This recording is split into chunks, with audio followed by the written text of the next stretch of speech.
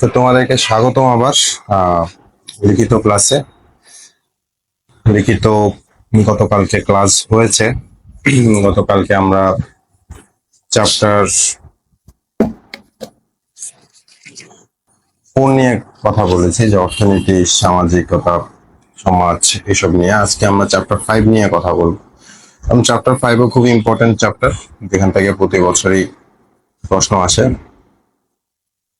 সুতরাং তোমরা গতকালের ক্লাস যারা করেছো তারা হয়তো পরবর্তীতে সিলেবাস ধরে তোমরা চেষ্টা করেছো যে বিষয়গুলো বুঝার, বিষয়গুলো মিলানোর, যে কি প্রশ্ন আসতেছে, কি প্রশ্ন আমাদের পড়া উচিত রিটেন স্টুডেন্টদের, বা অন্যান্য চাকরিতে এই মুহূর্তে সিলেবাসে কি কি প্রশ্ন হইতে পারে। তো আজকে আমরা বেশি লম্বা ক্লাস করব না, আমরা ছোট ক্লাসই করব। আমরা চ্যাপ্টার 5 সম্পর্কে ধারণা নিব, এবং চ্যাপ্টার 5 এর প্রশ্নগুলো আমি তোমাদেরকে বলে দিব, যে প্রশ্নগুলো এখন আসতে পারে, যে প্রশ্নগুলো তোমরা তৈরি করবা, এবং সেগুলো তোমরা কিভাবে তৈরি করবো। পরবর্তীতে আমরা যখন ডিটেলে করাবো, তখন আমরা চ্যাপ্টার 5 নিয়ে 1-2টা ক্লাসের মধ্যে আমরা কিছু নোট তৈরি করার চেষ্টা করব, ধারণা দেওয়ার চেষ্টা করব যে কিভাবে আসলে প্রশ্ন তৈরি করতে হয়। তো এই পর্যায়ে তোমরা গত ক্লাসে যারা ছিলে, গত ক্লাস যারা দেখেছো, তারা আশা করি পড়ার স্টাইলটা বুঝতে পারছো, রিটেন কিভাবে হবে, রিটেন আসলে কিভাবে হওয়া উচিত, রিটেনের প্রস্তুতি আসলে কেমন হওয়া উচিত, আর কেন রিটেনের প্রস্তুতি ভালো হওয়া উচিত। আর রিটেনের প্রস্তুতি যদি তোমার ভালো না হয়, তুমি আসলে ভাইবা কোয়ালিফাই করেও খুব একটা লাভ হবে না। শুরু হয়েছে। তো যারা ভাইবা আসলে কোয়ালিফাই করে বিসিএস এর ক্ষেত্রে বিশেষ করে, কিংবা ব্যাংকের চাকরির ক্ষেত্রেও ভাইবা কোয়ালিফাই করে, বেশ কয়েকটা ভাইবা কোয়ালিফাই করে। একটা স্টুডেন্ট আমাকে মেসেজ দিচ্ছিল যে আমার রিটেনে কোনো সমস্যা নাই, আমি রিটেন ঠিকই পাস করি, আমার সমস্যা ভাইবাতে। তো এখানে আসলে বিষয়টা বোঝা উচিত, কিছু জিনিস বোঝার জিনিস আছে, যে তোমার রিটেনে প্রবলেম নাই, তুমি রিটেন পাস করো। তুমি কি তোমার রিটেন নাম্বারটা জানো, যে তুমি আসলে কত পেয়ে পাস করো? তুমি আসলে 50% নাম্বার পেয়ে পাস করতেছো, নাকি 60% নাম্বার পেয়ে পাস করতেছো, নাকি 70% নাম্বার পেয়ে পাস করতেছো? এটাও তো ভ্যারি করে। ভাইভাতে তুমি পাস করলা, রিটেনে তুমি পাস করলা, তুমি ভাইবা দিলা, মোটামুটি একটা ভাইবা দিলা, অ্যাজ ইউজুয়াল ভাইবা দিলা, রিটেনের নাম্বারও অ্যাজ ইউজুয়াল, তাহলে কিন্তু তুমি চাকরিটা পাবা না। তোমার যদি ভাইবা অ্যাজ ইউজুয়াল হয়, তাহলে যদি একটা ভালো চাকরি পেতে হয়, তোমার রিটেনের নাম্বার স্ট্যান্ডার্ড হইতে হবে, রিটেনের নাম্বার বেশি হইতে হবে। যাদের ভাইবার নাম্বার বেশি ছিল তাদের সাথে তুমি কম্পিট করবা রিটেনের নাম্বার দিয়ে।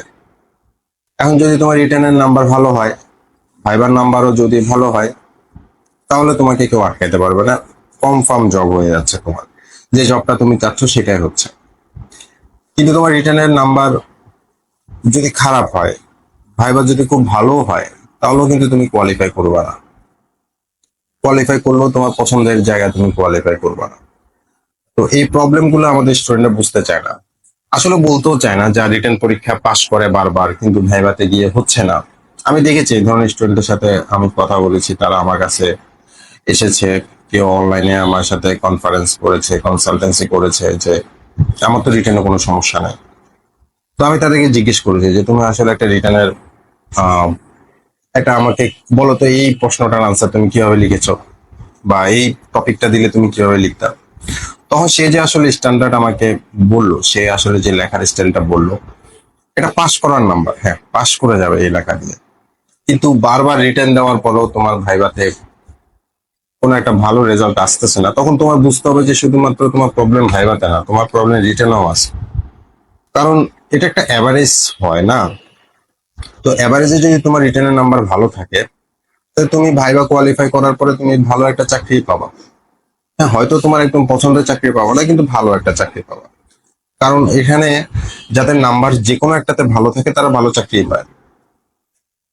তো এই জিনিসটা আমাদের স্টুডেন্টরা বুঝতে চায় না। আর কেন বুঝতে চায় না আমি জানি না, বা তারা বলতে চায় না যে না আমার রিটার্ন আসলে এভাবে হয় না। তো আমার সাথে 10 মিনিট কথা বলার পরে আসলে তাদের কনসেপ্ট ক্লিয়ার হয়ে যায় যে না, আসলে তার রিটার্নটা ভালো হয় না। কারণ আমি যখন বলি যে তুমি এই প্রশ্নের আনসারটা তো এইভাবে লিখেছো, এই প্রশ্নের আনসারটা তো এইভাবে হবে না, এটা তো এইভাবে হবে, তখন আসলে তাদের ফিল হয় যে না হ্যাঁ আরো বেটার হতে পারতো, আরো বেটার লিখতে পারি। তো এই জিনিসগুলোই কিন্তু আমি তোমাদেরকে বলতেছি যে রিটার্ন তোমাদের হাতে যাদের সুযোগ আছে রিটার্নের নাম্বার, ইভেন চাকরি পরীক্ষার ক্ষেত্রে দেখো, ব্যাংকের চাকরি পরীক্ষার ক্ষেত্রে ম্যাথ তো ম্যাথের জায়গায়, তুমি ম্যাথে ভালো আনসার করলা কিন্তু তুমি ট্রান্সলেশন ভালো করলা না, তুমি হচ্ছে টপিক রাইটিং ভালো করলা না, এসে রাইটিং ভালো করলা না। কিন্তু আরেকটা ছেলের ম্যাথ আনসারও তোমার মতো করলো কিন্তু টপিক রাইটিং ভালো করলো, এসে রাইটিং ভালো করলো, তার থেকে কি তুমি বেশি নাম্বার পাবা? সে তো তোমার থেকে এগিয়েই থাকবে।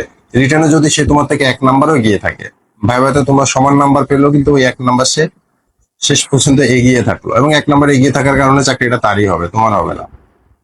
বা বিসিএস এর ক্ষেত্রেও সে তার পছন্দের ক্যাডারটা পাবে, তুমি পাবা না।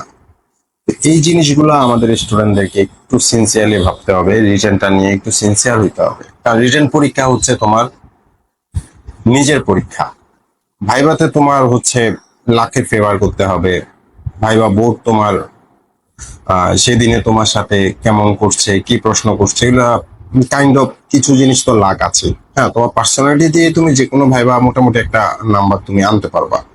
এটা আমি যখন ভাইবা সেশন নিই তখন কিন্তু যারা থাকে, যে ভাইবা দেয়, দেওয়ার পরে কিন্তু আমি বাকিদেরকে জিজ্ঞেস করি যে বলো তো ভাইবাটা কেমন হয়েছে। তখন কিন্তু ওরা যা বলে আমারও তাই মত থাকে। জি, যে ছেলেটা একটা আনসারও দিতে পারে নাই, গতকালকে একটা ভাইবা নিচ্ছিলাম, ছেলেটা প্রায় সবগুলো আনসারই ভুল দিছে, প্রায় সবগুলাই বলতে পারো। কিন্তু ছেলেটা এত সুন্দর করে কথা বলছে, যে এত কনফিডেন্সের সাথে কথা বলছে যে আমার কাছে মনে হয়েছে ছেলেটা আনসার ভুল দিল, হ্যাঁ জানে না ঠিক আছে, কিন্তু ছেলেটার মধ্যে স্মার্টনেস আছে, ছেলেটা ম্যানেজ করতে পারবে সিচুয়েশন। মোটামুটি আমি তাকে আরো মানে সহজ প্রশ্ন করার চেষ্টা করবো যে ঠিক আছে তাহলে তোমার যেগুলো জানো সেখান থেকে প্রশ্ন করি, দেখে তুমি কিরকম আনসার দিতে পারো। তো যার পার্সোনালিটি ভালো, যার প্রেজেন্টেশন ভালো, সে কিন্তু কোনো না কোনো ভাবে ভাইভাতে ভালো করবে। মোটামুটি একটা নাম্বার 50 to 60% বা 60 to 65% নাম্বার কিন্তু সে ক্যারি করে নিয়ে আসবে। এটা কিন্তু আমি তোমাদেরকে বলতে পারি যে যাদের পার্সোনালিটি ভালো, যাদের কনফিডেন্স ভালো, যাদের কথাবার্তা সুন্দর, যাদের অ্যাপিয়ারেন্স ভালো, যারা নার্ভাস হয় না, তারা কিন্তু ভাইবা মোটামুটি একটা নাম্বার নিয়ে আসবেই, এবং এটা খুব একটা কম নাম্বারও নিয়ে আসবে না। আমি তো বললাম যে অ্যারাউন্ড 50 থেকে 60% নাম্বার সে নিয়ে আসবে। কিন্তু যাদের কনফিডেন্স খারাপ, সে কিন্তু সব প্রশ্নের আনসার দিয়েও ভাইভাতে ভালো নাম্বার আনবে না। আমাদের একটা ভিডিও আছে যে পার্সোনালিটি ভার্সাস নলেজ।